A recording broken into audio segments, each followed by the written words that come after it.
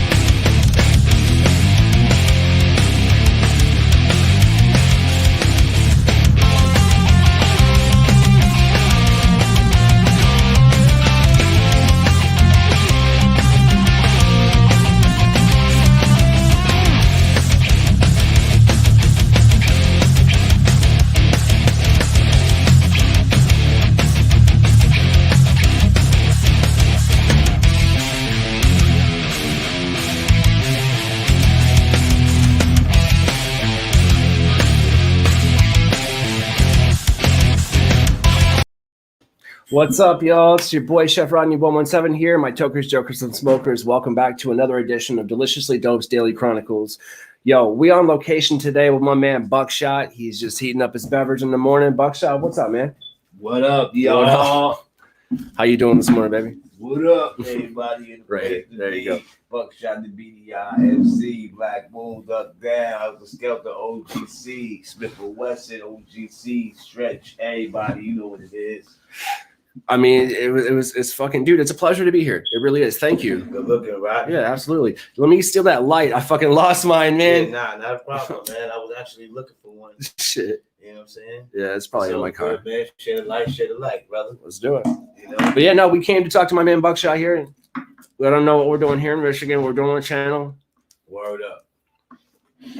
And he asked me, he's like, hey, man, he's like, you know, what's this Michigan green all about? So I figured, I was like, shit, I got some right here. Word, man. You know what I'm saying? What do you think? What do you think? It's powerful, man. The brother got some real powerful stuff, man. It's real powerful. Like, you know, he told me about the halo ring. Mm-hmm. You know what I'm saying? Yeah. A lot of people, you know, they're not educated on the actual, you know, what they call a halo ring and like, you know, the difference between.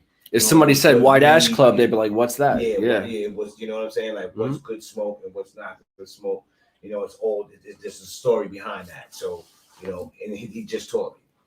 So, I mean, it's all about like education through imitation, really. You feel me? So it's like, if I tell you, you're going to pass on and tell someone else. That's how we get rid of that stigma. Because I grew up in an era not just listening to, yo, your backpack shit, that shit was dope as fuck. Oh, look at yeah. So like, you know, listening to that shit and like all these underground artists, man, in a kitchen cooking away, like I may not be able to remember a lot of the songs, but like it's that, oh shit, no, yeah, I know this, you know. You start remembering the melody. Once you hear it, then you start remembering like, okay, I remember when that joint came out, a lot of people, you know. Oh yeah. Yeah. And so I remember CDs and shit, man, you know, that was the shit. You know what I'm saying? There was a couple of times where like there's a few underground artists I ain't know who they were because like it was just scribbled on a CD and I was like, I can't read this. You know, what is this chicken scratch? Yeah. And so Travis says, what up? Travis Markham, what up, man? What up, Travis? What's going on, baby? Blacksmith and Leathersmith from Washington State here. Yeah, shout out Washington State. They're doing some huge stuff from cannabis right now. Yo, man, Washington State, shout out to 420, the 420 lovers out there. Everybody who show up to the 420 events is always a surprise. So we do a lot of them, you know, we miss them as rap artists, being that, you know, this whole event happened. So we don't get a chance to get to the people and do those 420 events, but we love them, man. Oh, when it comes back, though. Yeah, we love them. We love them, man. I mean, I'm talking about like all the way from here to Europe. We do hip-hop hemp, you know what I'm saying? That's actually a good question. So, like... No, that's a really good question, and I want to spin off that. I don't mean to interrupt you. Yeah. I'm just, you know, got that fucking smoke in me. Yeah. So as an actual, like, you know, an artist, a performer, that interaction, people to people, like doing shows and traveling shit, has that affected you? Like, that fucked with you, didn't it? Yeah, of course it did. You know what I'm saying? For us and for a lot of people. You know, that was the lifeboat for a lot of artists themselves, you know, and not being able to get in front of people had an impact, because that's what we do. Where our heartbeat is based on being around people, gathering and giving them a show, live, an experience. The energy. Yeah, the energy, touching them. That's why you come to the show. You can see our videos and everything like that. So there's no, you know what I mean? Like, but going to see a person live, it's nothing like that experience itself. Right. And that's, you know, what kind of dampened the industry. So I want to throw people back for a lot of people that know me personally, that went to school with me and stuff like that, high school, college, they knew me. I kind of dabbled with all music a little bit, except for a little bit of. I didn't really. There's some country songs that shouldn't have been written, but you know, there's garbage out there either way. You feel me? But there's some good country songs too. So it's like, all right, you know, I get that. So there's something good in every genre. So it is what it is.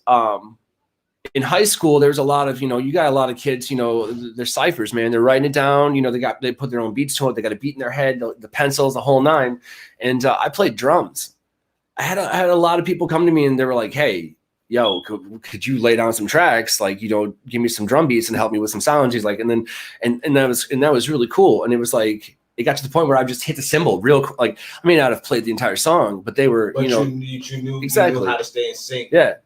And, you know, I did that, and I played in some punk rock bands, of course, you know, all that, you know, crazy shit. And so like, I miss that energy, and, you know, went on doing vocals and shit. And so I get that. Yeah. I wish I could go back to that, but I'm fat now. So it's like, it don't really, you know. I mean, there's still room for big people in the game. We just need more room. We just need more room. That's, you know, and we, you know, with the internet, I mean, obviously we're starting to have plenty of space.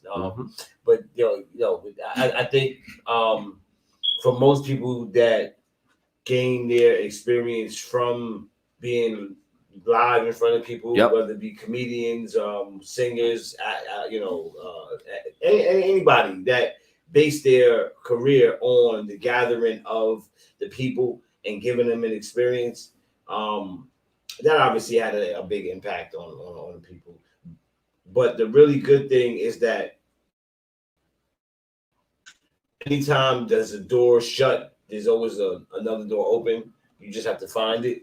And until it's almost like until we get back to the point where we're going to be able to just be regular and just have that interaction again, which we will. I really, really see, and I feel that we will. It's coming back. I just naturally see the progression of it's almost like the story of what this is trying to fight and maintain its way in the media and in society, but it can't. By nature, it's dying out like any other cloud of smoke that we just, you know, it was such a powerful joint. You know, it was such a powerful, you know, hit.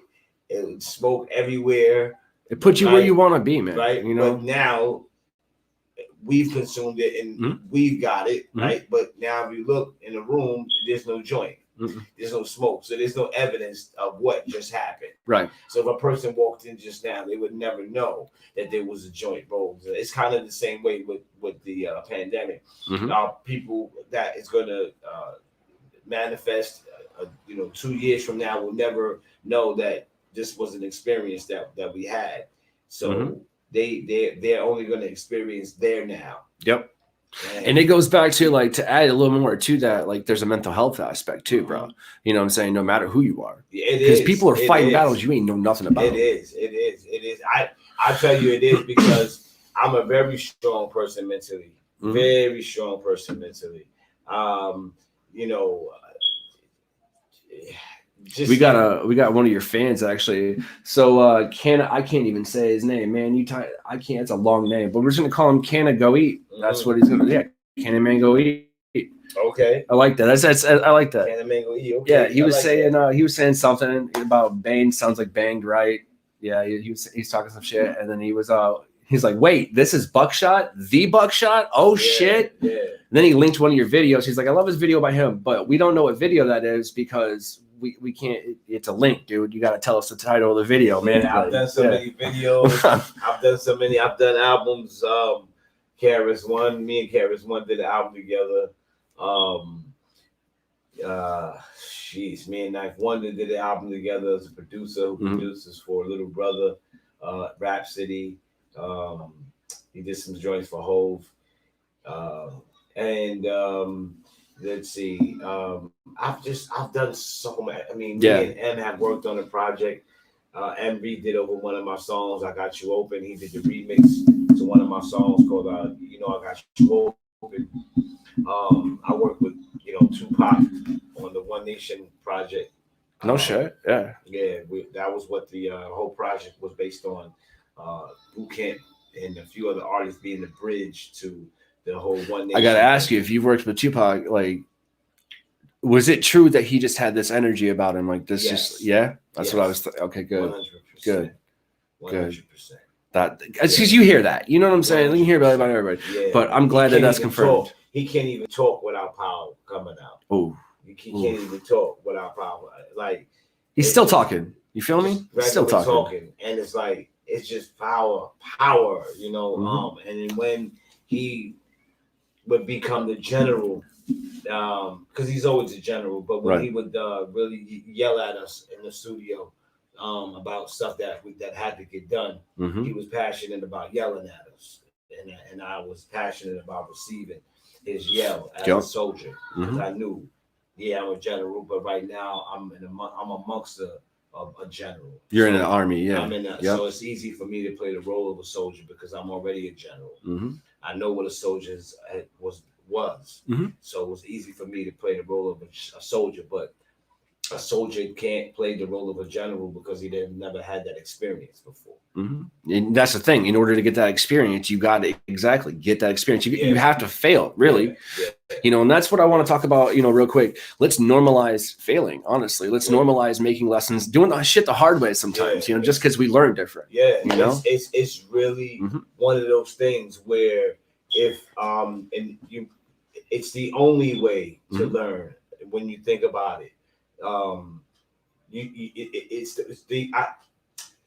It's kind of like one of those things where you kind of don't know a good way to learn in a good way. Like something impactful and some sort of need way had impacted your need to know. Okay. And I think Snoop summed it up really easy when he said, if you don't know, now you know. Yeah, if you don't know, now you know, right? So it's like it's one of those things where once it hits you that way, it just hits you. Exactly. And I have a mantra in my life, I'm very spiritual. My people, like we're Norse, you know what I'm saying? I'm a Norse Irish person, as if you couldn't tell. You feel me? Like, and every, both sides of my family, there's negative connotations for who our families used to be, but that ain't me. You know what I'm saying? That ain't got nothing to do with that. And so, like, there's a joke going around that gingers are now Auburn Americans. That shit was pretty funny, and I was like, and so it's hilarious. It's I ain't gonna be mad about that. You just, I mean, you don't get mad about it. No. About anything. And unless somebody, physically or anything physical, anything other than physical. It's like it just wouldn't even make it just. It's playtime. It just entertains your ego to get mad or happy. It doesn't matter. Like it just entertains your ego, which is kind of look, we get it, but it just entertains your ego when you get upset at something. And you know what? That's the learning lesson that I'm physically on right now. Yeah. I enjoy the rough times, and this is the rough times, and builds character. It builds character, and it builds stamina, and it builds a whole bunch of so many different things. Patience, discipline, obedience. Right now, you're practicing before the game right now. Yeah, that's what it is, man. That's what it is. You want to talk some shit? You want to play the game? All right, get ready. Yeah, yes. And it's so real, man. Patience, discipline, obedience, forbearance. Like this is the real deal, Holyfield. You know what I'm saying? Some motherfuckers hop out of planes. Hop out of helicopters on ropes with an M16 sliding down that shit, ready to pop or be popped. I mean, Mm-hmm. that's a hell of a mentality to have. As much as you can see it from this direction or that direction. The point is, if you say you tough, you know, first do that. Mm-hmm. Like, if you really think you're a tough motherfucker, first see if you can slide down that. Mm-hmm. Then we can talk about you being tough. Because Mm-hmm. other than that, if you can't do that, motherfucker, you ain't tough. Like, don't tell me you tough. Right. Like, you might be a little tough. You might be, you know, you might be a nice wealth of tough. Right. But don't claim the level of I'm the toughest or whatever when it comes to you not being able to fucking have the ball. I look at it this way. Exactly. Kind of What's the point of, you know, being the toughest if you ain't the smartest? Yeah. Come on, man. You know what I mean? It don't make sense. So the whole point is, like, you know, just reverting, you know, back to even not my career. Mm-hmm. I was always the person that knew that we were going to reach the apex as artists. So prepare early. And that's what made me create Duck Down Records with my friend Drew Ha. When we created Duck Down Records, it was the knowledge of the fact that we had to get our own system in order to get paid the right way, and in order to get paid the proper dues. Right. You know what I'm saying? Right. Because we had got jerked real bad, you know, on Nervous Records. Mm-hmm. And that's what we had got jerked real bad. We got the ghosts. Yeah. We got the ghosts. They didn't want to deal with listening to the train. They didn't want to hit us listening to the train. So so you got people that, like, knew that we was on point with Duck Down early, and it was like, yo, fuck that. You know, that guy's onto something early, because everybody was signed to a label back then, like Loud Records. Everybody was signed to Def Jam. Right. Everybody was signed to Atlantic Records. Everybody was signed to Sony Records and Capitol Records and all that. And we didn't have any of that. We knew that we could make it to the top with just our own pipeline, our own system, our own confidence. Your own people. Our own people, yeah. And, you know, create our own street team and our own experience. And we did that, and we manifested that. You got to manifest it. A lot of people never knew Def Jam took the concept of the street team from us. You know, we didn't take it from them. Def Jam took the concept of the street team from us, and that concept came from, hey, I don't have as many people in the right places like you guys. So what I do have is 40 dudes from the hood that is down to go put up posters and put them up wherever, and that word of mouth and just and go through the streets and just put up posters. That's why they call it the street team, because back then it was like, it was legal until it became a problem at a certain point. But back then it was cool to just go put up a poster. Right. And we put up posters, and we put them up on street lamps and street poles and mailboxes outside and all those other places, and put them up on cars and just as flyers and stuff like that. Under the wipers. Under the wipers and stuff like that. And then we started to go outside of the radio station, and we would have like 10 people with poster boards, posters and poster handles marching like around the radio station, saying something, right? As if they were protesting, right. You know what I mean? But they wasn't protesting; they were just promoting. And we did that, you know, early, you know, and you know, major labels adopted that. They saw that if we multiply that with XYZ, then we'll be okay. You know what I mean? Because we have the money. Like, Duck Down doesn't have the money. Right. So if Duck Down did it in the thousandaire way, we could do it in the millionaire way and still and take that. So that's what happened back then. And, you know, to this day, a lot of labels fell off. You know, there's a lot of record labels that didn't survive the storm, as we call it. And Duck Down did. Duck Down, little old Duck Down, survived the storm of the music industry that got blown away.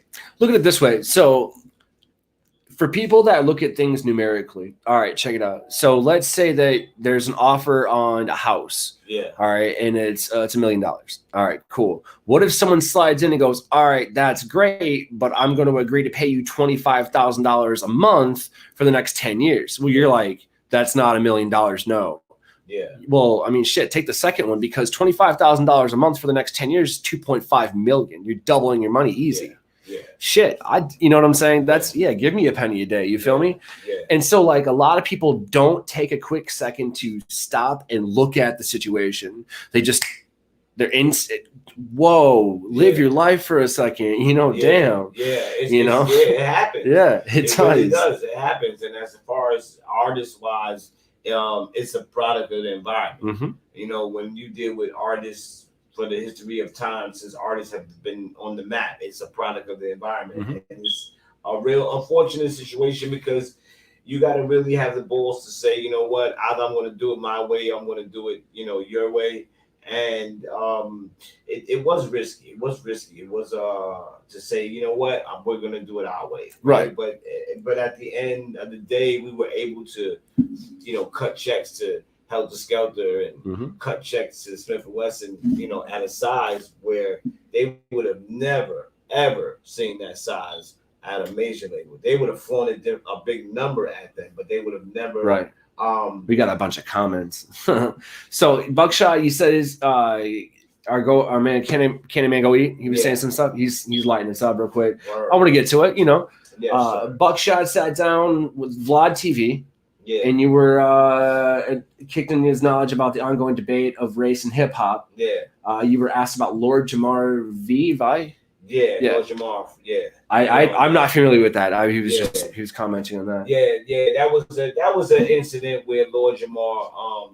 That was shout out to my people's out. Okay. You know what I'm saying? That's the video he was talking about. Yeah. That was an incident where Lord Jamar made a comment about white people in hip hop. And he's asking about, so if you're down with KRS-One, what about Beast's 1330 or 1333 rap mentor? Wait, what is the question? He's like, you know, KRS-One. He goes, what about Beast 1333? KRS-One was Beast 1333's rap mentor. I don't know who that is. KRS-One was a lot of people's mentor. Right. Yeah. So I don't know who that is, but yeah, I did a project with KRS-One. Right. Called Survival Skills. Mr. Pays. Mr. Pays. Yeah, he's saying Payday Masanto, a.k.a. Mr. Pays. Is that the guy's name? I mean, I don't know. Like I said, I wish I was able to say I know the person, but I'm just gonna keep it real. Yeah. 100%. Yeah. Like, you know what I'm saying? Like, I don't know a lot. I don't know a lot of people. Because I mean, 30 there's so many people in it though. I mean, I grew up in the business. Yeah. I grew up. I was a kid. I was 18 years old, 19, 18. It's the same thing with me, man. People are like, hey, man, have you cooked with Gordon Ramsay? Fuck no, I haven't. Yeah. Like, just because I'm a chef does not mean that I know Gordon Ramsay. Yeah. That's what it is. People, and that's that. So like, I don't, you know, and then sometimes people I've probably met a person or whatever for a quick short moment, and then they'll be like, you don't remember me? What time like that? So yeah, so it's that's one of those funny things where I'm really, you know, and then for a second it's like, you know, it sounded like what me and my boy JT Fox calls what, you know, the hot seat, where a person is like, so if you know KRS-One, do you know La La? And it's like, I don't know that person. Just because they know exactly. No, you can go and see that the album is, you know, I do know KRS-One. We did put a project out with him on Duck Down Records. Right. It's called Survival Skills is the name of the album. And it's I believe very few features on the album. We got some good ones. Mary J. Blige was a good person to work with on that album. She's so talented. Yeah, she's so talented on the hook on that project. She is what she sings. You just listen to her. That's what it is. Yeah, she's soulful and she knows her stuff, and she's real good, real easy to work with. But KRS-One was like a blast of life, like because he is my top favorite MC. There's a lot of MCs that are my favorite, like Rakim, and those are brothers that are real dope at what they do, crazy. But KRS-One became my favorite MC because he had a list of things that followed, like how to teach. He had how to do a show, how to get on stage, how to do breath control, how to freestyle off the top of the head. You know, all those things are elements that a lot of other MCs don't have. they're dope MCs. Don't get me wrong. Right. Incredible. But some of your dopest MCs you love because of their records and not their skills. Mm-hmm. And I'm the type of person that love both. So KRS One is his skill to get on stage for an hour or two and not be tired is incredible. Yeah. It takes a lot of energy to do that. His ability to get on the mic and freestyle anything and everything that's in front of you is incredible. Not a lot of people could do that. So, you know, to do an album with him for me was incredible. Oh, hell yeah. I mean, it looks like, you know, just being able to kind of work alongside people in the industry that you respect, you know what I'm saying, or learn about somebody new, like it's leaps and bounds, man. You know, I've worked with some pretty well-known chefs, and then at the same time, people, let's say in New York, you know what I'm saying, you're like, who's that? Locally, there's local, you know, those local aspects too. So it's like, you know, I remember you were talking about touring earlier. I remember, you know, being in high school and going out of state for one of our first shows, you know what I mean? And it was like a battle of the bands type of thing. Yeah, but it don't matter if there's one person there, 1,000 people. It's the same energy, dog. It's the same thing. Energy. And we've been there from the start prior to like this stuff happening to like just before blah blah blah blah blah. So I like, trust me, like our very first show that got us a record deal, with the black, it was called Black Flames. Yeah, our very first show that got us a deal. It was like maybe I don't know. I think 100 people there, and for us that was like packed. Yeah. So we did the show, we killed it, and that was the show that got DJ Chuck Chill Out to see us, like us, and sign us to Nervous. So take me back, okay, if you will, to the beginning. So one of the things that we do here in the show, and there's a bunch of comments. So our boy Kenna was just saying that Beast 1330, the artist, we don't know who he is. You know, with all respect, we just don't know who he is. Yeah. He has songs that he did with KRS. Okay. All right. So shout out to Beast 1330.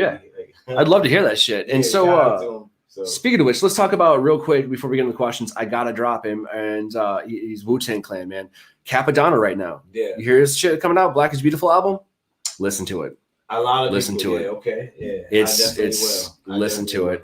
Shout out to my girl Julie. You know, she runs with Cap. Does she? Yeah. I probably I don't know him personally. I met him through Jimmy Kang. Yeah, okay. And LM. And so he came on the show. Jimmy Kang, you know, just kind of shout out, man. You know, Mama Unity hangs out with him all the time. You know, they were just doing something about his fashion line. Okay. You fucking put that shit. It's fucking sweet. Like it's sweet. Yeah, that's my boy though, man. You know, shout out to Stat, shout out to Shaolin. You know, you gotta shout out to Shaolin and all boys. You know what I mean? Wu-Tang was, you know, that's our boys. Yeah. We actually was supposed to do a Wu Camp album. Oh shit. Yeah, we were supposed to do a Wu Camp album. You still can. Yeah, you know, we in the mix. You know what I'm saying? We in the mix. You know, but it just happened to be one of those things where certain things that popped up, and it was like, damn, you know, threw us all to the left. You know, I mean, shit, we were just on the roll of to the lefts. You know, for us, right, personally, from big, you know, to so Tupac, you know. Let's talk about hip hop. Yeah. All right. So how do you feel about, you know, these newcomers in hip hop? You know, people that you know. I mean, how do you feel? There's so many different like artists nowadays. Hip hop has evolved. It's definitely have evolved. You know what I'm saying? And I don't know if it's in a good way. I'll be honest with you. Because hear me out. I love lyricists. Yes. That's where I'm at with it. That's why I'm down with the fucking backpack shit. You feel me? Yeah. You know, if hip hop is so super duper kalupa powerful. Right. That it's like this big Mike Tyson on steroids that's not going out like that easy. But it could face the same fate as disco. Yeah. Right? Yeah. There was a time when disco was on top of the world. Right? So there was a time when jazz was on top of the world. Right? So if hip hop thinks that it's the only thing that will defy gravity, I'm sad to say, hip hop, you are not. Like, you are not the only thing that's going to defy gravity, right? So something has to evolve, and there has to be a new culture and a whole new thing. And we don't know what that new thing is, but you can see that it tried to happen through hip hop, where we went from 4 verses to a song to 3 verses to 2 verses to 1 verse to 15 seconds. Yeah. To 15 seconds. Yeah. So if you don't see that that's something dying or fading out, something's wrong with your eyeballs. If something's wrong with your mentality or your mind, you got to be joking with me, right? Come on, man. You know, I just went from 4 to 3 to 2 to 1 to seconds. So yes, we're fading out. So the question Kenna was asking, so what about white rappers in the game? How do you feel about white rappers in the game? That was his question. I mean, I don't, dog, like you're in the game, you're in the game. No, like, anytime people, and that was one of the things that happened with Lord Jamal. Anytime you go, look, all you need to do, right, is go look at the Fresh Fest. Fresh Fest was the very first hip hop tour. Okay. In the hip hop game. When was it, like, roundabout? That was the time. That was in the 80s. That was the time when, rest in peace to my man Ecstasy. The Freaks Come Out at Night was or shot on that tour. That was the Fresh Fest tour. When you look at the Freaks Come Out at Night video, right? And if you look at the Fresh Fest tour, just look at the people in that audience. All right? Okay. Just look at the people in that audience, right? Right. When you see the Freaks Come Out at Night, and the tour at the beginning of the video, the tour bus opens up, and everybody comes out the tour bus, and they all clapping. The Freaks, they clapping. Freaks Come Out at Night. Freaks Come Out at Night. They clapping that in the beginning. Right. If you look at the dancers, it was white dudes there. Yeah. Right. Yeah. If you look at, you know, there's Spanish dudes there, white dudes, black. I mean, this is one of the funniest dudes, you know, is this white kid who's doing his pop lock move, and he's in the video. If you look at it, I'll have to point it out. But he's my dude. He's hilarious, right? That's my weird asshole. Right? Yeah. He's my dude. Yeah. You know, so when you look at the beginning of hip hop, they were always a part of our culture. So you would say hip hop has really become a motley crew of just people. You know what I'm saying? Just like everybody's it's always in been there though. Yeah. Like, people don't go back into the video. We caught this on video. Yeah. It wasn't like we didn't catch this on video. We caught this on video. Like, this is not. You've seen it. Yes. Yeah. No, just that you can Google this stuff now. This is not rumors and stuff like that. This is real stuff. It's like it's Bill Gates that he said Bill Gates fucking did a fake snow. Like, you know, yo, just listen. You know, just go back and be overwhelmed at the beginning of how much artists were caught on video, right? At shows, their own rap videos, and everything else. And you will see that every culture, including the white culture, was a part of hip hop. And it's the only, I tell you, it's not just fighting for the culture from a Buckshot standpoint of view. I'll be honest with you. I know this sounds crazy, but it's fighting for a common sense point of view. Like, Jesus fucking Christ. Are you kidding me? Please, I'm trying to fight for cultures and common sense. Yep. Fighting for 2 C's here. Why? Because common sense is common sense is that's the little homie. Common sense is, if you go back in time, you'll see this. This is on videotape. You know what I'm saying? This is on videotape. So I just want people to, like, I guess, you know, just get it through their head that for the people that try to fight for the whole thing of just saying that it's a black thing. No, it's not. It's a black, brown, white. It's a hood thing. It's a creative thing. Like, because we created hip hop through it's the energy. Yeah, we created through hip hop. We created hip hop through a unified flow of people from the streets with nowhere to go.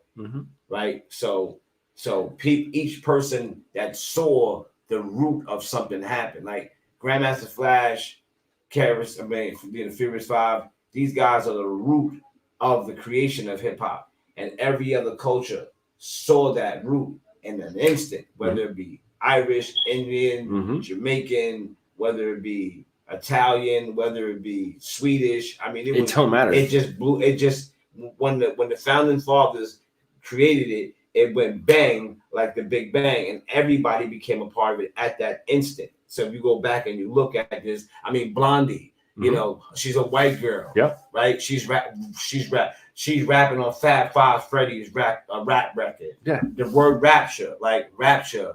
Fab Five Freddy, rapture, like that's a white girl singing, and in hip hop. Like, so are you gonna really tell me that there was no white people in hip hop before Vanilla Ice? Like, again, you know, those are things. If you want to satisfy your ego, then do so. You know, you can stroke your ego and yourself in the bathroom.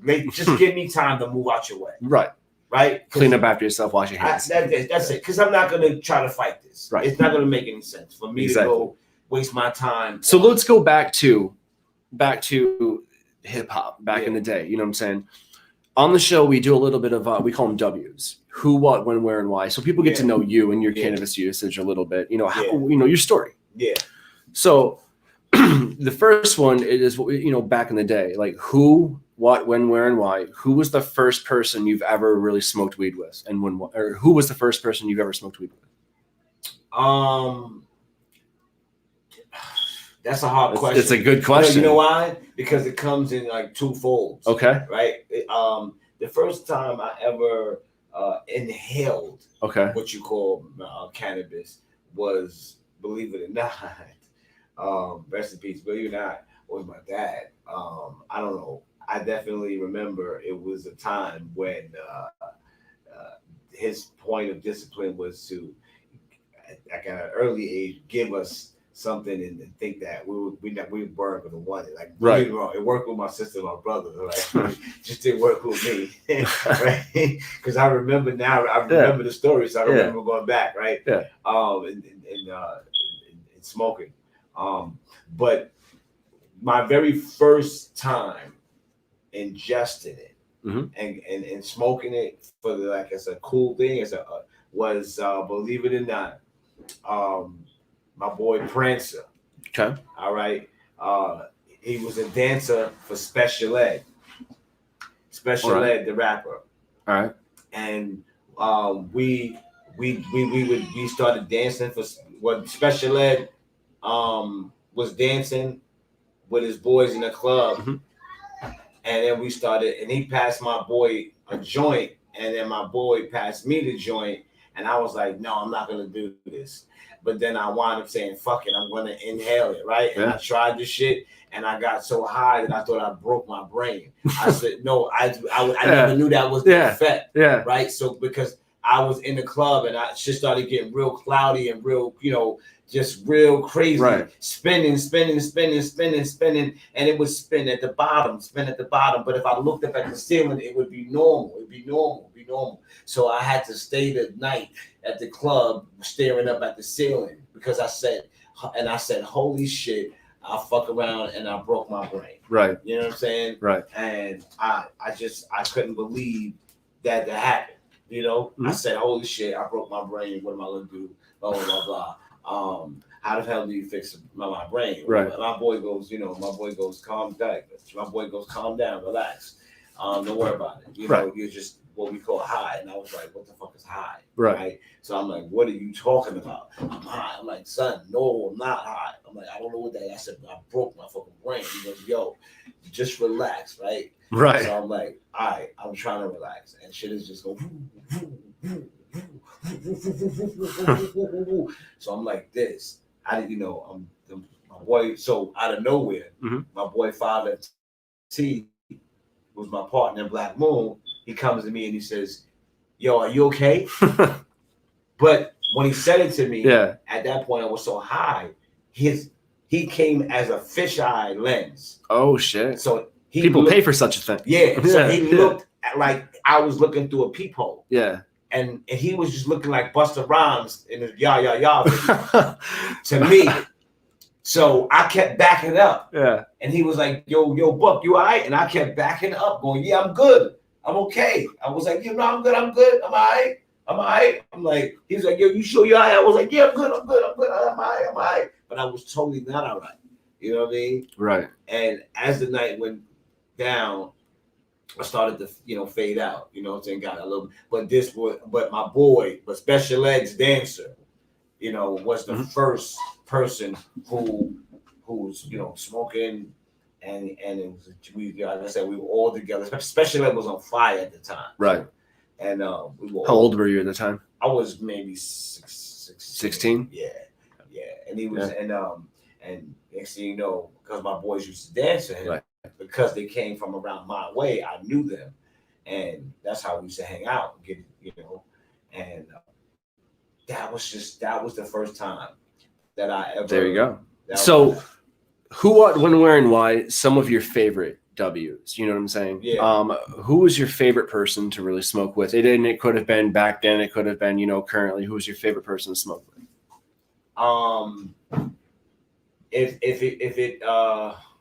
Because we all have that one person. You're like, yo, I'm rolling up. I'm like, I'll be there in a minute. You say no more. You know what I'm saying? So it's just you like vibing with that person. So. Oh, my boy Blue Flame. I would say it because he's the only person that I mainly be with. Like when I'm back in New York. Yeah. So my boy Blue, he's my partner. There you go. I enjoy rolling up. He created something called BGE that's on the site, a radio station. But I enjoy burning with him because whenever we burn together, we build together. Yes. You know what I'm saying? Yes. And because you guys usually just roll up, roll up, and we just start building, and whenever we build, we're building on the structure of what we got to do, right? So we're building on different things that we have to make happen. And that to me is like the best way to burn. And that's who I like to burn. I was talking to one of our mutual friends, Katie, and she told me you were doing something with a cooking show. Cooking with cannabis or something like that. Well, I do this thing called tea and CBD, where tea every morning, back at home. Yep. I just I get on live and I do something called tea and CBD, where I sit down, I have glass of tea and we roll up some CBD, and because they're both medicinal, and they're both herbs. I usually get on the air and we talk about the effects and the different things as far as herbs and the different benefits of herbs and how where can people find that if they want to watch it? Just on your Instagram? Yeah, it's on my Instagram. Cool. And then my boy P, P3 Hot 5, who has a lot of the footage from the show. He's also like one of the backbones of the tea and CBD. The whole tea. You'll see it pop up. Yeah. He's the guy to go to. Put like that. Prince is the guy to go to. So it's funny because I'm a bibliophile. I'm a writer as well. I'm learning to write. And so it's interesting that and I cook too. So I don't have my hip hop roots are listening to people like, you dropping your, do the backpack shit. I'm telling you, that's fire. Yeah. Like I heard that on a CD, and I was like, all right, shit. And like I was saying earlier, it got lost because I don't know. It was just on a black copy. Yeah. And so then I was like, all right, well, fuck, man. I didn't know who the artist was, man. Yeah. Seriously, I didn't. And I was like, no shit. And a couple of weeks ago, I put it together. I was like, fuck. So sorry, but I love it. I love it. That's right now, like I said, I'm on a mission, and I think that this is like right now you're capturing some of the first words of right now you're capturing some of the first words of me being able to say the words like I'm free. Right. No bullshit. Like I've never even knew what it was. That's important. I never even knew why I would have a reason in life to say those words. I'm free. I never, for some reason, thought that I would have a reason to say that. What am I free from? Why am I trapped? Who am I trapped from? Who could trap me? I'm the great one. I'm the guy that you can never trap. Why would I need to say I'm free? I don't have a need to feel that. And when I sat back one day and I thought about it, I said, wow, it's something just hit me. And that thing that hit me made me sit back and say, wow, now that you can accept it, you can now be free. And I was like, wow, I never knew that being that I didn't accept it, it was a case of being locked up. And accepting it is a case of being free. And sometimes people could be locked up in ways where they're not even conscious of it. You're not even mentally, you're not even aware that you are in a prison. Nope. You know, you just not. And like, not trying to be over philosophical or anything like that, but it really is the truth that right when you think you're the person that is not vulnerable at that moment, you've created vulnerability. You become the most vulnerable. Yeah. The hunter becomes the hunted. Yes. Yep. And you just, all you gotta do to say to yourself is just say to yourself, like, I'm not vulnerable. And right away, you become vulnerable. Yep. And that is crazy for me because, you know, because I learned to have that experience. Like, there was a time where I didn't have that experience. You had to fail. I had to fail so bad. You know, and I'm talking the level of greatness of me. Had to find a counterpart of failing so great. So when do you think that accountability kind of like became, you know, important to you? I know for me, it was like within like the last fucking year. So I'm still new to all that shit. You feel me? Within, I would say with me, I would say very, very close. Okay. You know, that would be just the best answer. No, that's a great fucking answer, man. I love it. And that's a lot of respect too, you know, and that's part of it. No matter what game you're in, what color you are, no matter what person you are, dude, it's all about that respect. And that's what we need to normalize, real talk. We need to start to fucking respect each other because it don't matter. I mean, some people can back it up, you know, don't get me wrong. Your actions are going to speak louder than words. So if we normalize just respecting one another again, that's gonna help. Accountability is one of the key words. Exactly. Is that you use, and I think like you hit it on the head. Accountability. If everybody took into consideration accountability, it would be things. Things would be different. But when you don't hold yourself accountable and you figure you say to yourself, "They're the reason," or "This is the reason," or "That is the reason," you become the problem. You become the problem, right? Because you just passed off the buck to your own self, and you become the problem to yourself. So if you're a problem to yourself and you're existing, of course you're a problem to everybody else. And it's funny because I want to piggyback off that real quick. What people don't realize is this: you're talking to me now, right? And then you become the problem. Well, once you become the problem, you go down your up, and then you get to the point where you're against that final boss, and the person who, oh shit, I got to deal with this now because you become a problem. You're gonna realize that, it's the same person. You're gonna be running to me again. Because I'm in this shit. You don't understand that, like, there ain't no getting. I'm here. You cannot denounce my existence. And you know, I'm not saying that I had it rough. I had a good family, man. I had a house over my head. I was a chef, but at the same time, like, I'm not gonna lie to you. Being a cook, you know, I'm making fucking pennies, you know, bullshit. Like, I had some rough times, man. There was times where, like, I would end up in the corner naked, man, crying, smoking a cigar or a cigarette, you know, something. I wanted that corner to be my last existence on earth because I didn't feel that I could make it. Do you know rough times? You know? Do you know that rough times is for a kid that lives in a mansion with a yacht, and they're different, has rough times because they never had to be in the hood. Right. That's a rough time for that kid. That's why I like to bring back that movie. What was Eddie Murphy movie shit? The Prince, I think it is, or no, the two. Oh shit! You talking about Coming to America? That's Coming to America too. They're redoing that. Well, I like that. I like that. Those are my favorites of guys. Mortimer and dude. Sorry, I didn't mean. No, Mortimer, Mr. Barksdale. Those are my favorites of character. But that's my point: is that for a kid that has nothing and always wanted something, he is having a rough time. And for the kid that has something and always wanted nothing, he's having a rough time. Exactly. Because the grass is always greener on the other side. Mm-hmm. So no matter what, the grass is always greener on the other side. No matter what I say, there'll always be a response to what I'm saying that can only match that one response. That's bullshit. You know, these kids grow up with great lives and all stuff like that. Well, they only grew up to you. Their lives are great because you want to have what they have to make your life great. But their life might be a horror story because they have all of this stuff and they just wish that they didn't have anything so they could experience what you have of coming up. And then those same people start hating on those other people. You feel me? It's just like, it's like you're gonna hate on anything.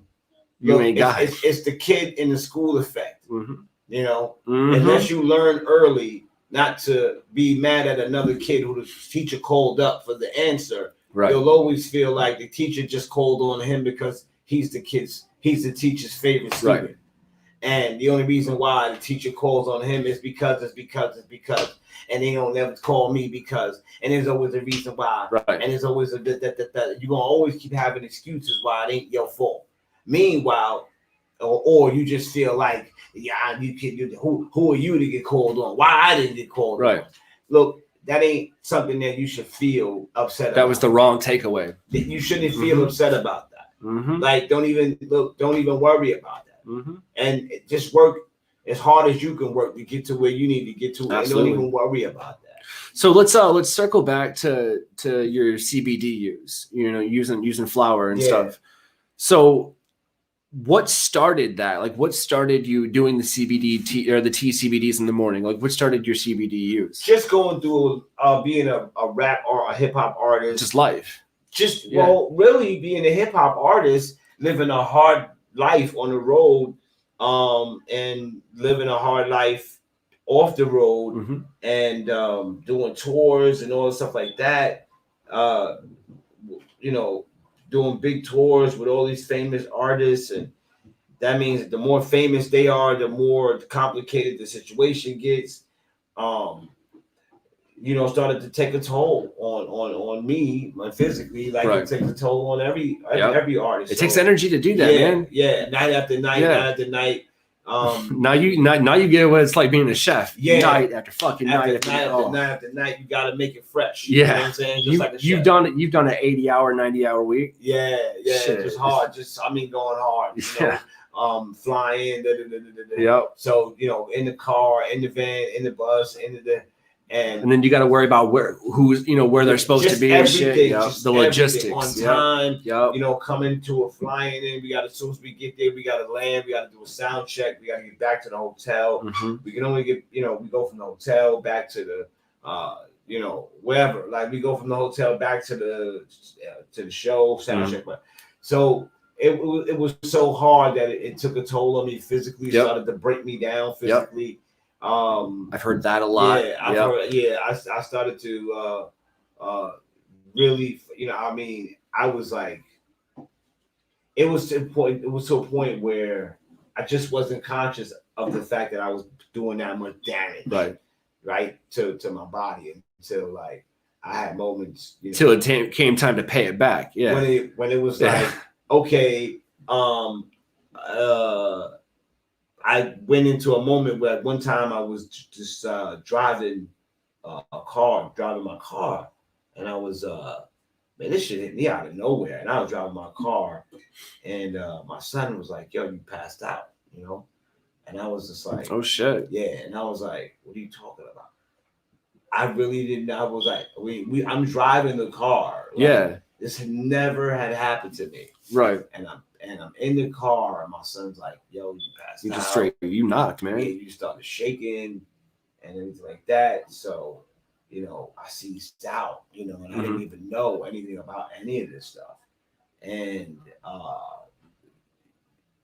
at that moment, he said he put the car in park. He pulled over. So you didn't cause an accident? I didn't cause an accident. Obviously, but I didn't cause an accident.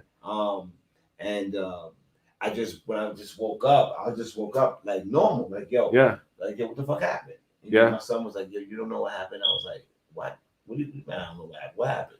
It's like, "Yo, you passed out, man." Right.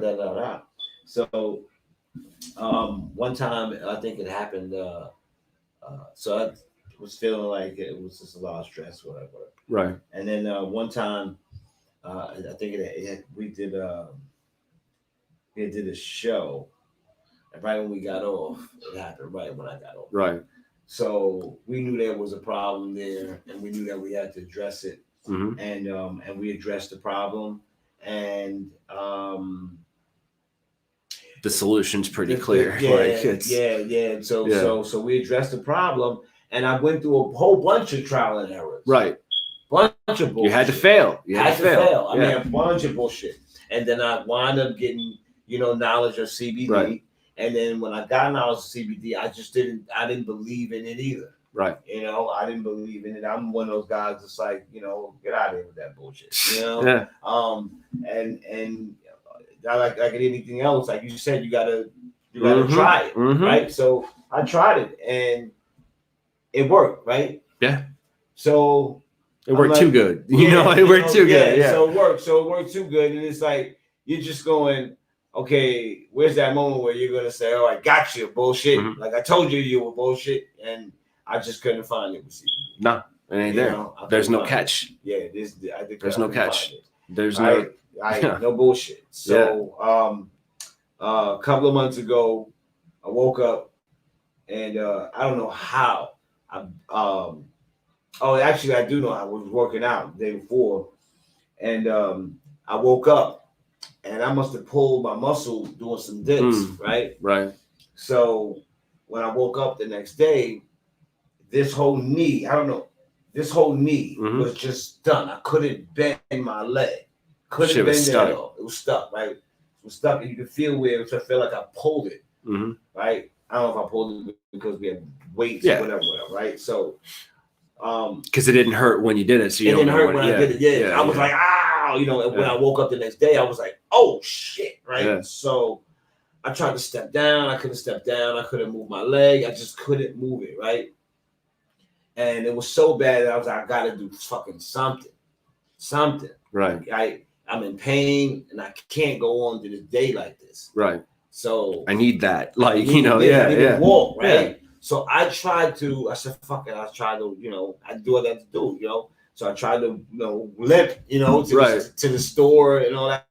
And I had to swing my leg and all this other shit. And I was like, all right, this is just terrible. Mm-hmm. So I was like, anything will fucking do. And I looked and I said, you know what? Let me try some of those CBD drops. Mm-hmm. I was like, just fuck it. Like, you never know. Mm-hmm. So I took the CBD drops and I rubbed it on my knee. Right.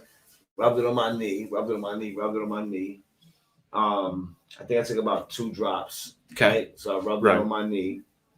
And now, mind you, for those of you who don't know, the CBD amount in 2 drops really isn't that much. Yeah. So it shows you how profound this effect was, even with a little bit of amount. Yeah, it was only 2 drops of the tinctures. When you put the droplets, the droplets, and you suck it up into. Yep. So it's only 2 of those, right? So I put it on my knee, rub it in, and then the next day, I was able to bend my knee.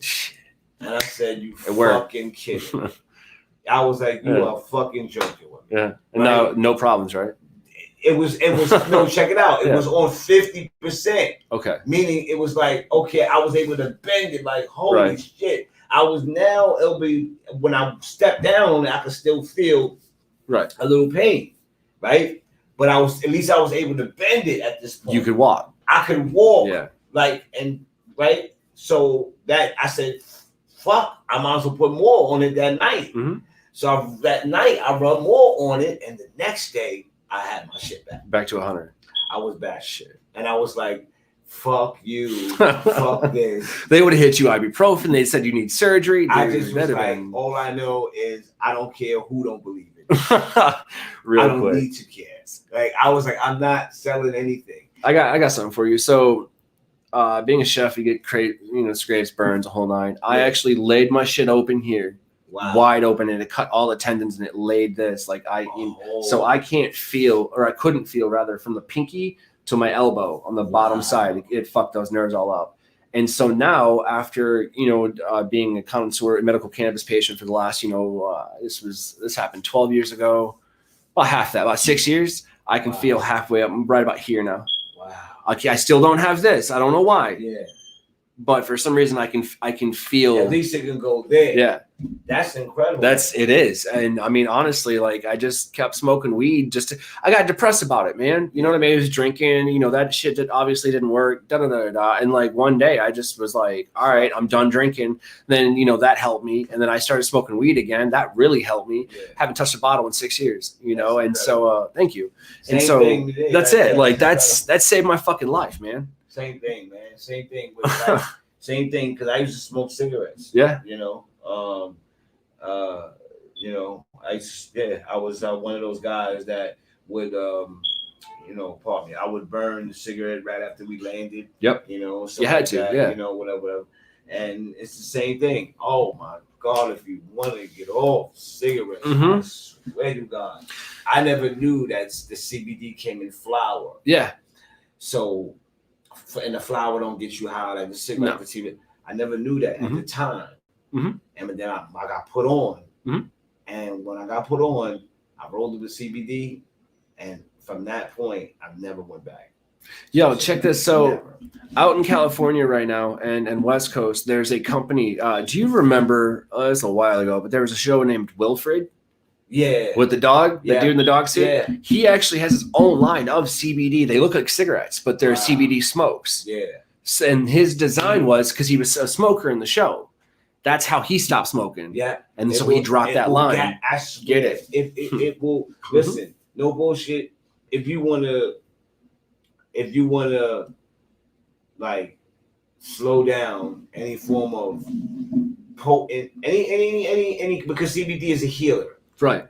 It's a healer. So any form of a need to heal, if you keep smoking the CBD, you won't have the need to heal. Whatever, like, is the problem of why you are smoking, with a need to heal, right? So it's if you're going to smoke. It's almost like if you're going to eat some vegetables, eat a green vegetable, right? If you're going to smoke, at least smoke something that is smoke a good vegetable, you know, something that is natural for you, right? Like it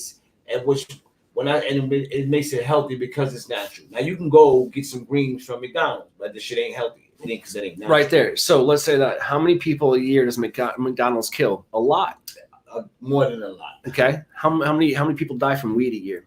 I'll wait. None. That's my point. You can't even. That's my point. You can't overdose. Ibuprofen kills you. Yeah. Dude, aspirin killed Bruce Lee. Yeah. There's conspiracy theories, but he had a brain aneurysm. Yeah. On a beach, and he took an aspirin. Yeah. Unfortunate. Yeah. It sucks, but that's the truth. That was his. And so it's just like, and then you got fucking look at Elvis, dying on the toilet because that's my point. Yeah. All right. Tommy Chong ain't dead yet. Yeah. You feel me? Like it's working and shit. So it's like, and I got something for you. Check this. So you were talking about doing your teas and stuff, right? Yeah. Get you a good juicer. Like a good juicer, like a Vitamix juicer. And I'll get you some trim, you know what I'm saying, some leaves. And of the plant, you can actually put those leaves, wash them off, okay? You can put those in your salads, just like a lettuce, man.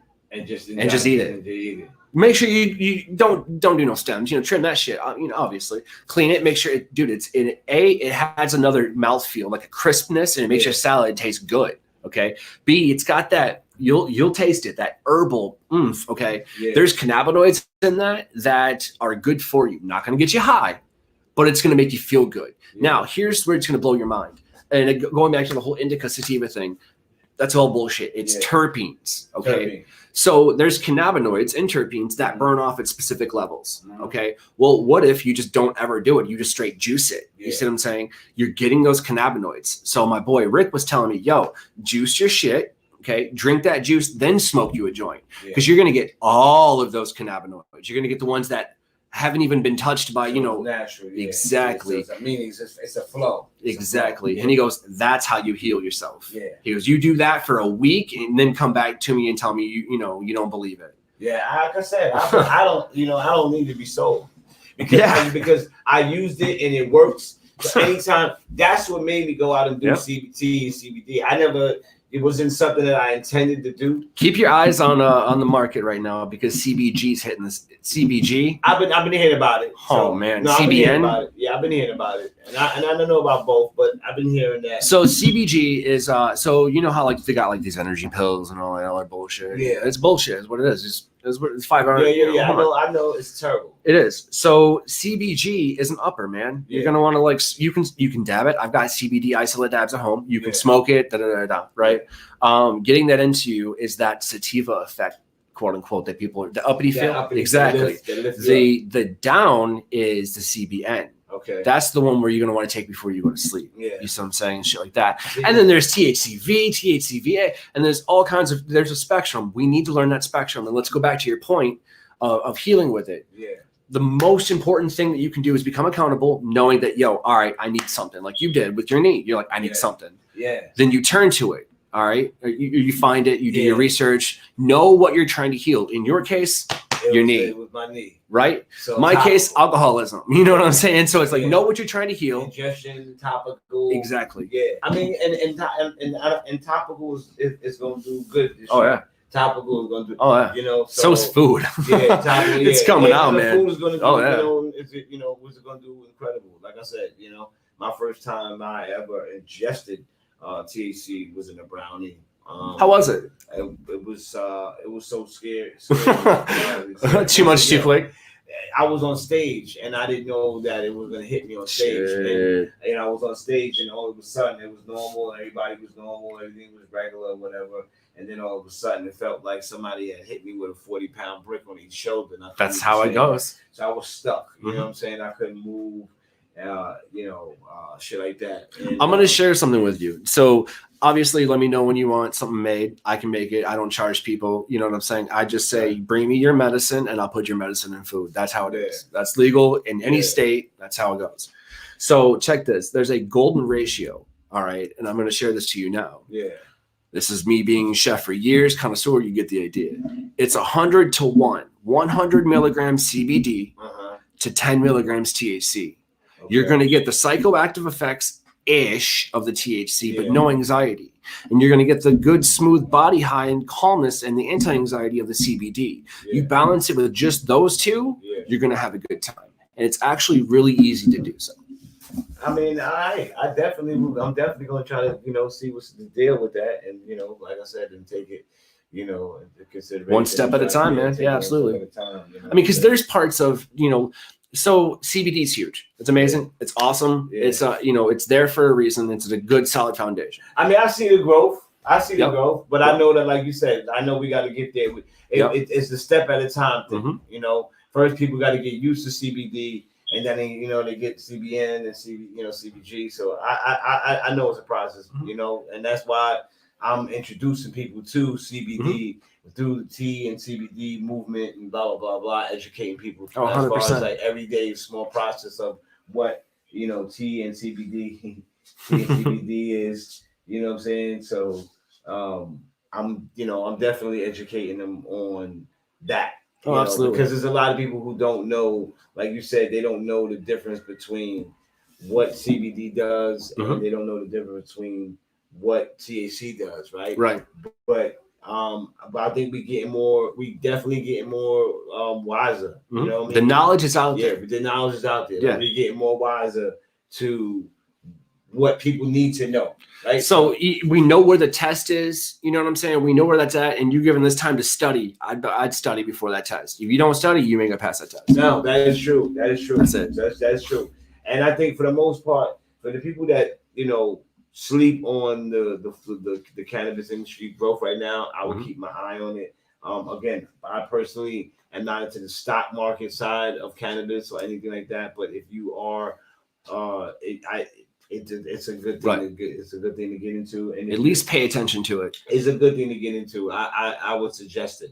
Some people say I would suggest it. Me myself personally, I rock with it through my boy Prince, and I just keep my eye on the market, and I just I just keep my eye on the market, step by step it, and play my role in the game, and just like you just said, step by step and play my role. Know what strands that need to be promoted where. Because like I said, I'm from New York, you know, so out there they like those real, you know, fruity pebbles type of strands, real earthly type of strands. They like those, and most of the people. They like that real heavy, the heavy hitters. They like the heavy, the AK-47s. Like real heavy indica vibe. What the people know. You ever smoke White Widow? Yeah. It's you know, it is. I have, and it was one of my favorite. It's just and that and White Gold. It's just one of my favorite.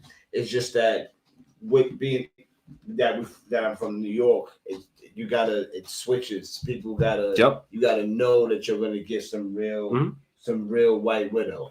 You know, unfortunately, because you might get some other crap and it's not White Widow, but people are saying White Widow, right? So you gotta, if you know your strand, then you good. You know, people like you are into you know, strands, like you really know. That's where we nerd out, man. It's the ingredients. It's the chef in me. I'll find something and obsess over it. I mean, it's all good. I mean, I don't see nothing wrong with it. I think people need to know what you know, the information. I think people need to know more, you know, as far as and that's like what makes me qualified, with all due respect, like to be able to pass that on, because chefs, it's all about a mentorship. We'll take something, we'll tear it apart, deconstruct it, and then throw it back together, find out what makes what. Recipe development is actually scientific method. You know, we're just telling you how to do it. If you look at the scientific method of like, let's say an experiment versus a recipe, you're going to notice a lot of similarities. You know what I'm saying? Ingredients, measurements, and things like that, because it's science. I got a chemistry, you know, credit for doing culinary arts. You know what I'm saying? So that was pretty legit, because you're doing so many mixing and, you know, yeast rising, all of that's all, you know, chemistry and it's science, you know, and so it's cannabis as well, you know, and so especially let's face it, a lot of chefs in the industry, we know the metric system pretty well. You know what I mean? So I get it. Like I said, I get it. It's one of those situations where, you know, people just need to know the information, and I'm glad that, you know, you're putting it out. Thank you. Yeah, I'm glad that you're. We trying. I'm glad that you invited me to at least give people a little bit more information on. Well, when Prince, not just on what I do as far as an artist, and you know, the album. You know, people for again, you know, for the people that don't know Buckshot, you can definitely Google, because I take just Google it. Yeah, just Google Buckshot rapper. Yeah, just Buckshot rapper, and you know, it pop. You know, I'll come right up. And, the one thing that hasn't come up yet that I really wanted to talk about, and forgive me because I forgot until now, because I still want one of these, but you got a book coming out. The book is coming out the 26th of this month. It's an ebook and it's an audio book. And I'm gonna tell you right now, I do not believe I wrote that book. I mean, that's how that's how addictive it is to me. Okay. Because I wrote. What's it about? It's about the formulas that I've used and knowledge that I've used for the formulas to gain who I am and who I was and what got me to where I am. And that's cheat codes. Like, that's cheat codes, man. So it's basically it's the cheat code to the independent pathway, right? That's really the whole thing, and it breaks down business. It's called the motivation to make it happen. So the motivation to make it happen, meaning once you read this book and you understand the formulas that's in there, right? Like there's something in there called the box formula. Okay. Right. And the box formula is used to foundate any and every and anything in every business, right? It's called the box formula. You see it all around you, right? It's like I always tell people, the foundations of structure is a triangle, square, and a circle, right? All right, so there's nothing around you that you will see that's not a product of a circle, a square, or triangle. There's just nothing. You can't look around you and see nothing that's not a product of those things. So we also do that with faces too. Yeah, it's called matrixing. You have the triangle right here on your nose. Yep. You have the circles right here in your eyes. You have the circle right here in your ears. Right. You have the square right here on your mouth. Right. When you get a shape up, boom, boom, boom, boom. Right. So when you look at a box, right, you have a square, and on that square you have, you know, what do you have, who you giving it to, how you giving it to them, and how you're benefiting from it all. It's a tautology. It doesn't matter. Those are the 4 things that are relevant, right? So if you go, what do you have? Who do you have? Who are you giving it to? Right. And how are you going to give it to them? And then how do you benefit from it all? Those are the totalities of every single thing, period. And until you can understand that, just don't complicate it. Look, if I look at what do you have? So once you master that square, you've mastered business. Because people don't master the square. Square is a foundation. The foundation you can build vertical. Yo, it's like Einstein said, E equals MC squared for a reason. You feel me? Like now that's check it out. Come on. What do you have? Do I have a juicer? Do I have a soda? Do I have a music artist? Do I have a podcast? What do I have? And then who am I giving it to? Am I giving it to the target market? Am I giving it to the public? Am I giving it to 18, 19, 13? How do I give it to them? Right. Am I giving it to them through video? Am I giving it to them through door knock? Am I giving it to them through straight mobile? Am I giving it to street? How do I benefit from it all? Am I going to make money from it through selling the t-shirts? Am I going to make money from it through selling subscription? How do I make money from it all? And once you answer those 4 questions on the square, you've mastered business. It doesn't matter what you answer under those questions. You've answered the main questions of business. Why? It's sage advice, man. Sage advice. I mean, so definitely check it out, you guys. Books coming out. What was it? 26th this month. Yeah. I'm gonna tell y'all, man. Let's go hard on this time because through this pathway, it's really going to teach you how to. I mean, I use it now. Yeah. It's like it's cheat codes. Yeah, this is cheat codes. This is not rocket science for me at all. And I'm not trying to sell you anything. I'm trying to tell you everything. So for me, it's a thing where it's like, what do I get out of it by giving you this information? Pleasure, right? Because it is my pleasure to give you what has been. You're helping someone else. What's been given to me, like with the structures of what I've worked hard for and broke down for. It's like if I can make your life a little bit more easier by doing this for you, then all I ask of you is to say, hey, I've invested money in the 3.5 for the last 3 years. Right. I definitely can invest a 3.5 into buying a book that's going to take me out of here to the boat where I can buy pounds now. It's cheat codes. It's cheat codes. 3.5s anymore. Like I got, so it's a cheat, like you said, cheat codes. So, I love it. I love it.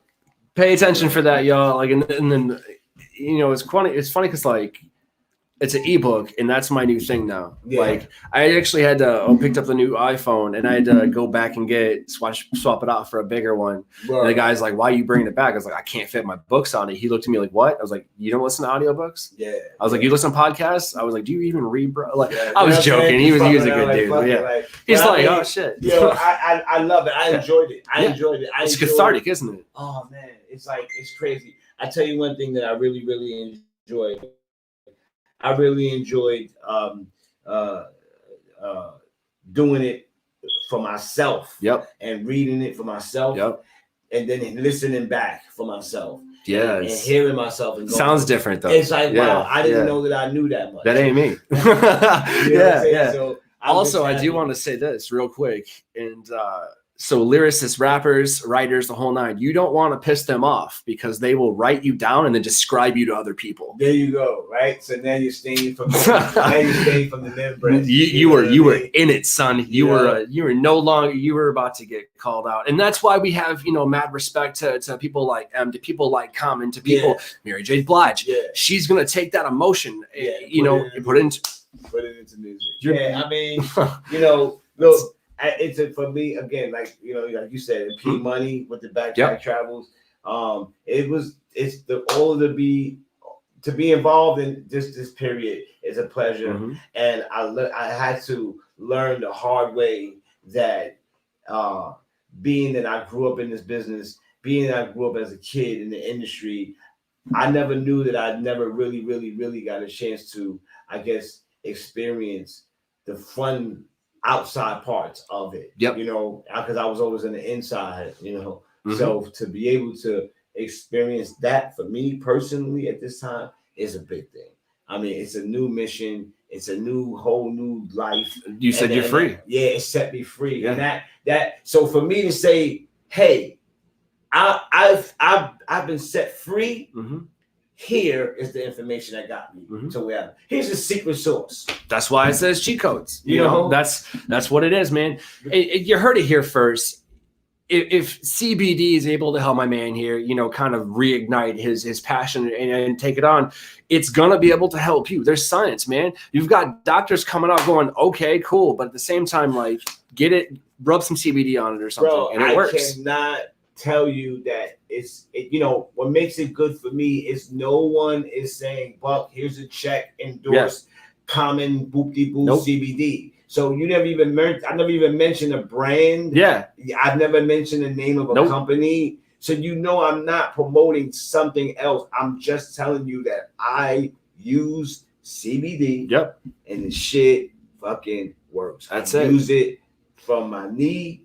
I use it from the flower, and the shit is like worked wonders as far as doing the activities and not feeling that level of stress on my body. You know how many, and I say this because, hey, you know, I got some fans out there that are up there in age. Yeah. You know, yo, they're blowing me up, going, "Hey, man, I'm out of that CBD olive oil. You got any more of it? Can you make me some more?" I'm like, "Hey, you go buy the CBD," and I tell them where to source it. You know, because that's a product I know. Yeah. You know, I'm not selling it. I'm telling you to go pick it up. I'm creating it. You know, it's where it's at. And then they bring it to me. I create the olive oil, and they can cook with it. It's hard. It's healing. It's hard because in New York, people want it so bad. Like I ran out of it. You know, I like this, and real quick.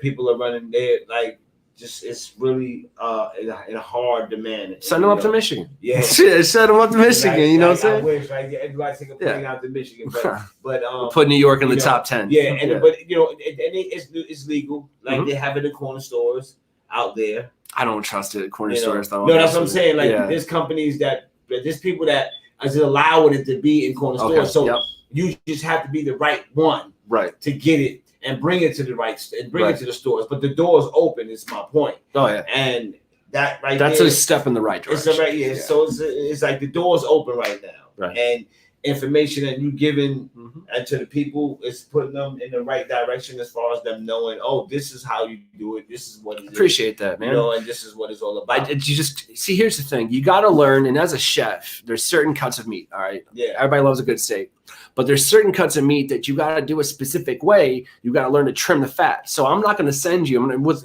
now don't get me wrong. You know, my striping in the filet mignon, I love that. Okay. I love that, but I ain't going to get you the fat caps and everything. No, you don't need that shit. Not for that cut, but for a good ribeye, it's a different story. Yeah. For a good, so it's you got to know when to trim the fat. Yeah. Exactly. And again, that goes back to knowing what you're healing, y'all, and start from there. Do some Googling. Be like, my knee hurts, CBD. Just go knee pain, CBD, enter, and then watch all of the information. Yo, I love it. I love it. Now, do you still how on a cooking level? Since obviously everybody's on the quarantine vibe, do you still do the levels of content cooking internal, like inside? Or so as Corona kind of killed everything. Yeah. There are some local restaurants there in Lansing that we have been playing with the idea of doing a pop-up dinner type of thing. Yeah. And so that is in the works for 2021, seeing how it's going there. So Michigan just opened up dining at 25%. Yeah. So they've got that to deal with in addition to moving forward. And so, that's absolutely the one thing that we do. I do a lot of infused private dinners. That's where I'm making not a lot of money, but enough to pay my bills. You know what I mean? And they'll call me up and they'll be like, hey, I got 6 people. This is what we want. Have you ever cooked this? I'm like, yeah, only a million times. Like, it is what it is. And like, I'll go over, I'll infuse their dinner. I'll tell them why. And it's educational and stuff. And here's the thing, like after all is said and done. So if they compensate my mileage, they compensate, they're not really even paying for my time. You just covered covered the price of goods, really. I'm just kind of doing it to get my name out there. And like, eventually I want to kind of travel the world, man, and like find out how people are not only, healing, they're using cannabis around the world. It's becoming legal around the world, man. Israel. Early now, yeah. Yeah, early and now. so it's like you jump on that, this wave now and ride it around to find out more about cooking, cannabis, and culture, and I think that that's probably a really smart thing for us to do, to kind of help erase the stigma, man. Well, so, I mean, I'm sorry about that. You're all right. Don't even worry about it. Yeah, don't even worry about but it. I tell you one thing though, I'm just happy that I'm happy that we all in the game. Yeah, I mean, we got good people doing a good thing, man. And I can't appreciate you enough for coming on today and kind of sitting down with me and smoking a little bit. But hold on for a second. Sure. I feel like I'm Tupac right now. You good? The brother Rodney that I was telling you about.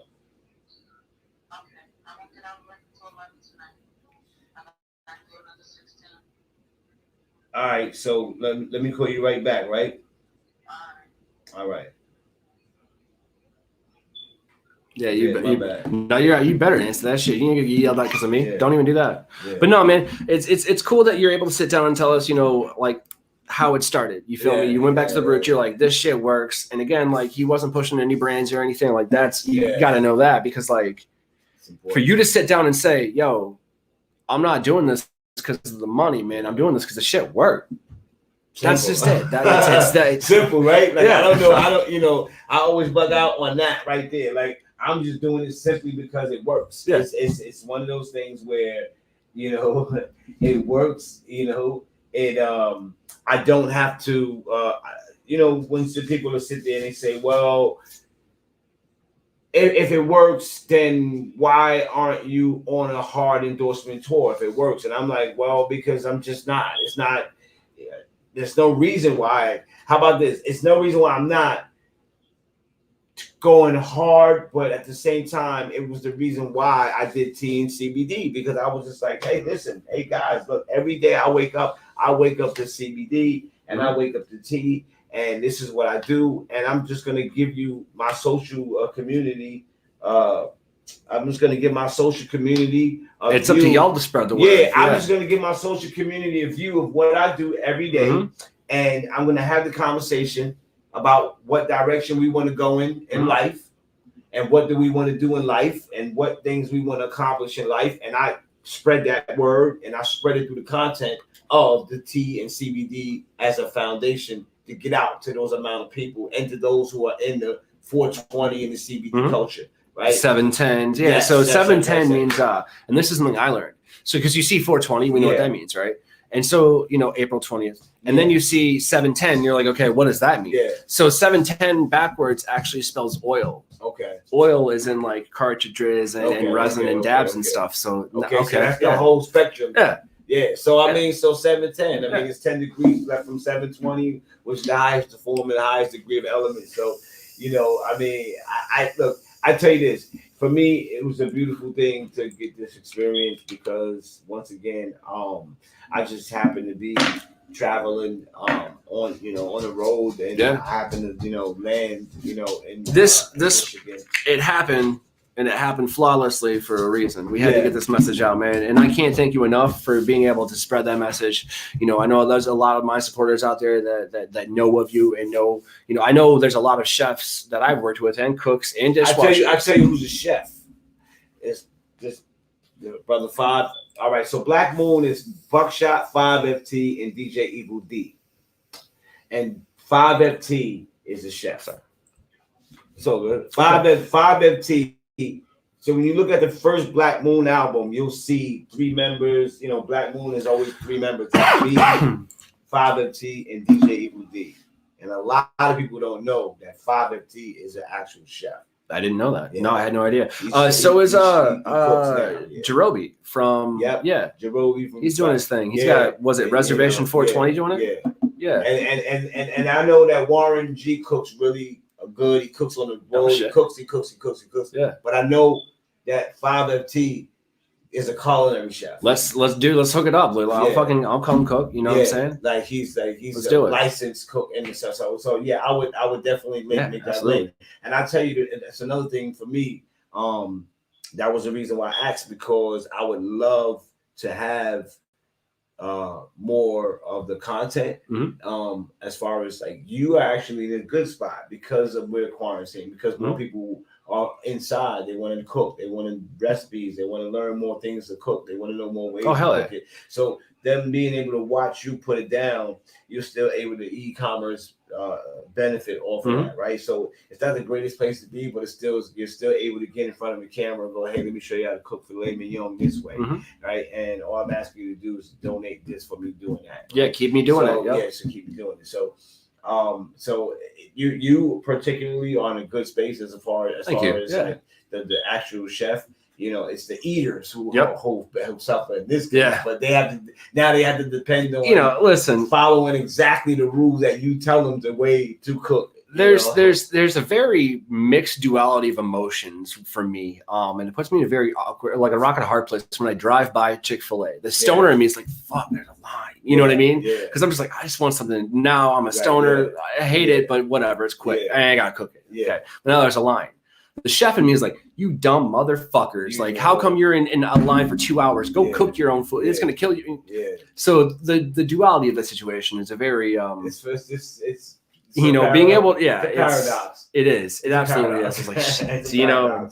But no, dude, I appreciate it. Like, fucking, there's more content coming out. My director of photography was like, hey, we need to do the same thing. So you guys would get along great. We've actually got some different cameras coming in. We're doing it very professional. It's just right now with COVID, we have to respect everybody's, wishes and stuff. Masking is important for us, for in that studio. We're actually setting up a studio, so that's cool. There's a commercial space, a lot of cool stuff coming. Well, like I said, look forward to the Boot Camp Clik album. We got the Boot Camp album coming out. Oh shit! Another Black Moon album we just released just a little while ago, but we got a Boot Camp album coming out. Rock from Helter Skelter got an album. Tech from Smif and Wessun got a project out right now. Smif and Wessun, The All, has their album out. The All. Shout out to Talib Kweli. He actually hit me yesterday. His book is out right now as well. Sure.